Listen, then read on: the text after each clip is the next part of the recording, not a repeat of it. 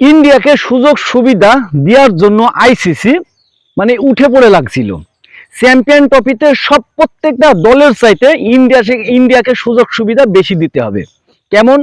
সেটা হচ্ছে সব দল, প্রত্যেকটা দল যাবে পাকিস্তানে, ইন্ডিয়া এক জায়গায় বসে প্রত্যেকটা ম্যাচ খেলবে। এই যে একটা সুযোগ সুবিধা, এক জায়গায় একই মাঠে প্রত্যেকটা ম্যাচ খেলা, এটা তো বলতে পারেন যে নিজে হাতে আইসিসি চ্যাম্পিয়ন ট্রফির মনে করেন যে ট্রফিটা ইন্ডিয়ার হাতে তুলে দেওয়া হলো। ঠিক এমনই ইন্ডিয়া এক জায়গায় প্রত্যেকটা ম্যাচ খেলে যে সুযোগ সুবিধা পাচ্ছে, বাকি দলগুলো উড়ে এসে ইন্ডিয়ার কাছে হেরে আবার চলে যাচ্ছে। এটাই হচ্ছে ইন্ডিয়ার মানে সেই নাটক, ইন্ডিয়ার নাটক, আইসিসির নাটক মিলে মনে করেন যে এবারে ফাইনালে ইন্ডিয়ার মতন সুযোগ সুবিধা আর অন্য কোনো দল পায় নাই। দেখেন, বাংলাদেশ প্রথম ম্যাচ ইন্ডিয়ার সাথে খেলা খেলেছে, বাংলাদেশ ওখান থেকে খেলে আবার পাকিস্তানে গেছে, পাকিস্তানে আবার ম্যাচ খেলতে পেরেছে।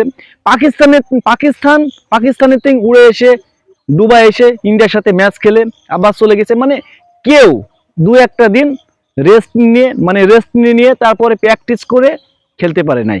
ইন্ডিয়া এক জায়গায় বসে প্রত্যেকটা ম্যাচ খেলেছে, সেমিফাইনাল খেলেছে, গ্রুপের 3টা ম্যাচ খেলেছে, ফাইনালও খেলবে ওখানেই।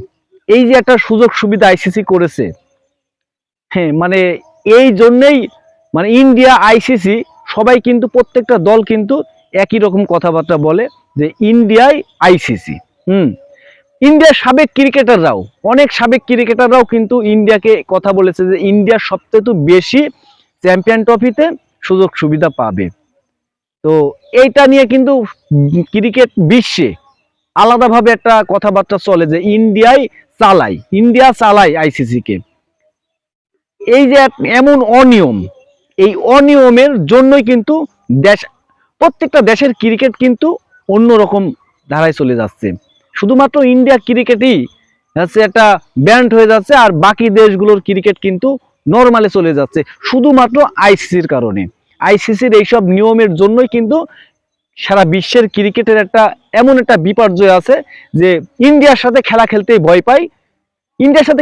ভয় পায় সারা বিশ্বের যত দল আছে, কারণ সুযোগ সুবিধা সবসময় ইন্ডিয়ার থাকে।